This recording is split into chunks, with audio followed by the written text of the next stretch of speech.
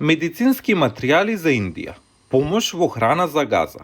САД донираат повеќе странска помош од која било друга земја во светот.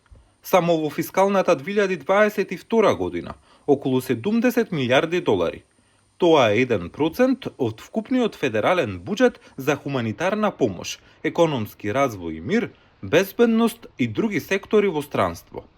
Не е јасно каков ќе биде пристапот на новоизбраниот председател Доналд Трамп кон странската помош кога ќе го започне вториот мандат во јануари. Но за време на неговиот прв мандат, Трамп ги кажа своите ставови на Генералното собрание на Обединетите нации во 2018 година. Ќе испитаме што функционира, што не функционира и дали земјите што ги добиваат нашите долари и нашата заштита, исто така ги имаат нашите интереси во срцето. Одејќи напред, ќе им дадеме странска помош само на оние кои не почитуваат и искрено ни се пријатели.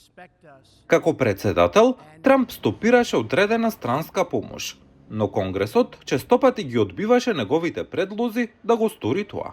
Тој направи некои значени кратање на пари што се наменети за климатските промени. Направи некои други промени, како палестинската помош, но голем дел од нормалната политика за помош на САД продолжи релативно непроменета.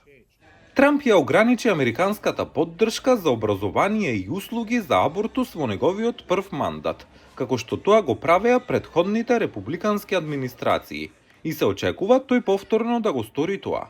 За време на администрацијата на Бајден имаше начини на кои се добиваа пари за работи како образование за абортус. За време на првата администрација на Трамп не дозволивме финансирањето да оди на невладини организации кои промовираа абортус. Изборот на Трамп за државен секретар Марко Рубио му кажа на Конгресот во февруари дека, цитирам, она што се случува низ светот е важно и дека САД треба да се грижат за тоа. Но според него, политиката на Трамп, Америка на прво место, има приоритет. За прашање по прашање, или сме го изгубиле целиот здрав разум, или постојано ги игнорираме потребите на вредните американци и ставаме нешто или некој над нив одново и одново.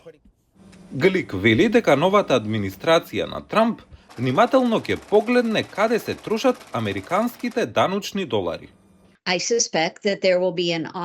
сомневам дека ќе има ревизија на сите глобални програми на USAID во 100 различни земји ширум светот. Целта, додаде таа, ќе биде САД да извлечат најмногу од земјите што примаат долари од даночните обврзници.